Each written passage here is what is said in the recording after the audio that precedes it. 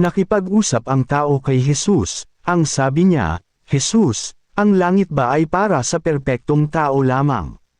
Sagot ni Jesus, "Hindi, anak ko, kung ito ay walang laman. Ang langit ay hindi para sa perpektong tao. Ito ay para sa papayag na makapunta sa langit.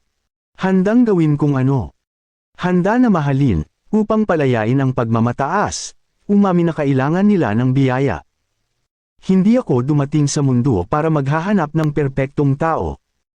Dumating ako para sa mga puso na bukas, handang magpakumbaba, at hihingi ng kapatawaran sa tao na nagawa ng kasalanan at lalo na sa Diyos. Lahat ng tao ay natitisod, nagkamali, at nagkakasala, kahit sa anong aspeto sa pamumuhay ng tao.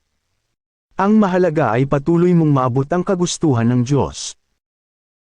Sa tuwing babalik ka, sa pagkakasala, isang hakbang ka na mapalayo sa kalooban ng Diyos para sa langit, kaya, sikapin mong buksan ang iyong puso at ipagkaloob mo ito sa Diyos, dahil kahit na ang mga nasirang tao ay kabilang sa langit, basta handang papasukin si Jesus sa puso ng tao.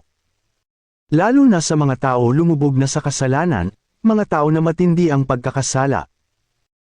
Ang mga taong nasira dahil sa kasalanan ay madalas binigyang pansin ng Diyos ng pagmamahal sa pinakamalalim, para sa ikakaayos sa tao na magbago, at magbalik loob sa Diyos. At ang langit ay palaging sinadya upang maging isang lugar para sa tao na nawalan na ng matagpuan. Sabi ng tao kay Jesus, "May pagkakataon pa rin ba ako?"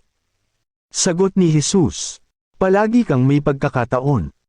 Hanggat bukas ang iyong puso, ang mga pintuan ng langit ay hindi kailanman sarado sa iyo." Ang sabi ng tao, "Salamat, Jesus."